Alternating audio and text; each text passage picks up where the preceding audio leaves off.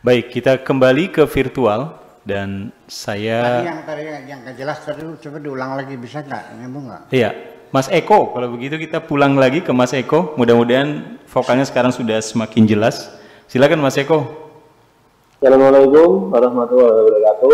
Waalaikumsalam warahmatullahi wabarakatuh. Salam singgung pada Buya, semoga selalu. Gini Buya, saya itu kan sering mendengar apa itu yang sering menjadi kata-kata orang berkah atau barokah itu loh Buya. Nah, yang menjadi pertanyaan saya, berkah atau barokah itu sebenarnya itu ada apa enggak? Yang kedua, ada atau tidak orang yang bisa dikasih, yang bisa memberkahi itu sendiri. Yang ketiganya, kalaupun ada orang yang bisa memberkahi, itu kriterianya seperti apa dia? Sekian pertanyaan saya, semoga bisa dijawab. Ya. Terima kasih Mas Eko. Berkait dengan berkah, yang pertama, berkah itu apa? Kemudian, apakah ada orang yang bisa memberi berkah? Dan kalaupun ada, bentuknya seperti apa berkah itu? Iya. Satu, saling berkah memberkahi itu adalah monopoli Tuhan. Kita baca sehari-hari at-tahiyatul mubarakatus sholawatut thayyibatu lillah. Mubarakah itu, saling berkah memberkah itu adalah monopoli Tuhan. Hanya Allah yang bisa memberikan berkah kepada kita. Antar manusia itu tidak bisa memberkahi siapapun. Setiap hari banyak tamu datang kepada saya. Pertama-tama menyampaikan terima kasih saya bisa diterima. Yang kedua, mohon maaf apabila kedatangan saya mengganggu Pak Kiai sedang istirahat. Yang ketiga, saya datang sengaja minta barokah dari Kiai. Minta barokah dari Kiai. Nah, ketika orang itu minta barokah kepada saya mengatakan saya tidak punya barokah. Kalaupun saya punya barokah, tidak akan saya bagikan kepada siapapun, karena saya juga membutuhkan sendiri. Gitu, ya. Barokah itu datangnya dari Allah. Seperti apa barokah itu? Ini kalimat yang berulang-ulang tapi maknanya sering kadang-kadang tidak jelas ya. Rezeki yang Allah berikan ada barokahnya tidak? Kita lihat dulu. Pak Rahmat dapat uang sekian jumlahnya. Rezekinya banyak. Apa keberkahannya? Ternyata madrasah yang mau rubuh bisa didandani. Rumah orang jompo yang mau ambruk bisa diperbaiki. Anak yatim sekitar rumah kita 15 bisa disekolahkan. Betul nggak?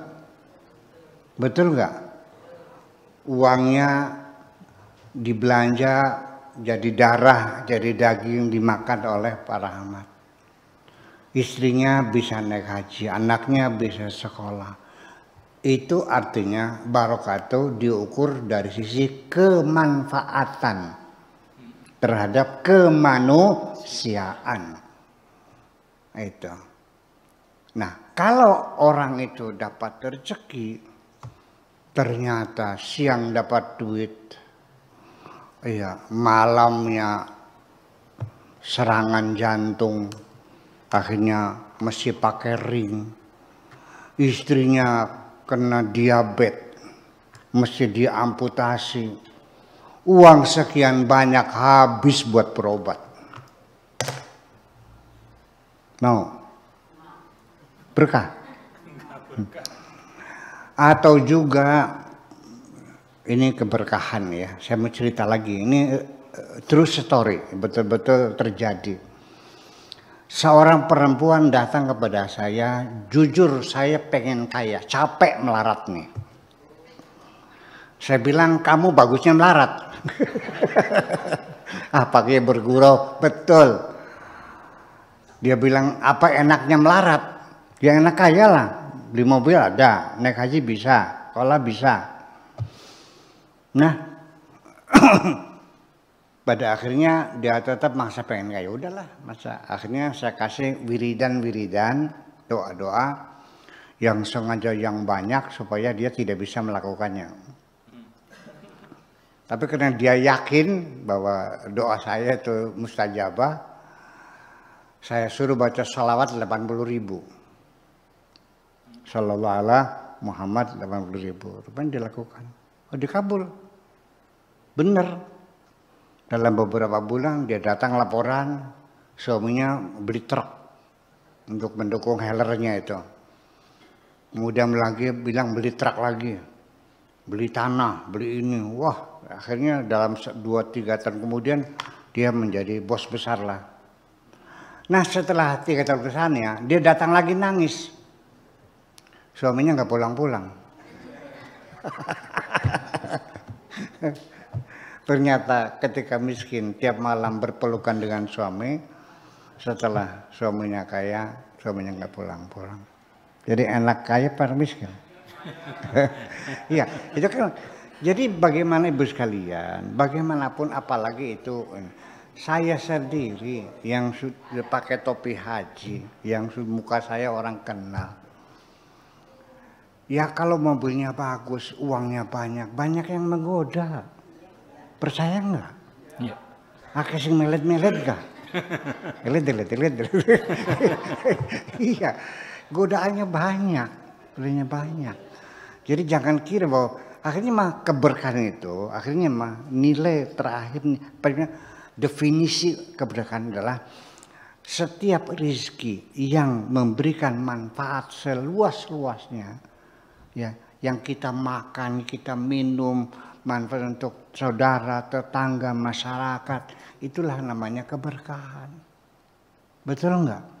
Dan itu dengan sendirinya akan meningkatkan kualitas hidup kita. Dengan sendirinya Anda menjadi tokoh masyarakat dong. Disanjung orang. Dulu kan masih waktu Anda miskin nggak punya harta yang barokah, kalau kondakan duduknya di kursi plastik kan.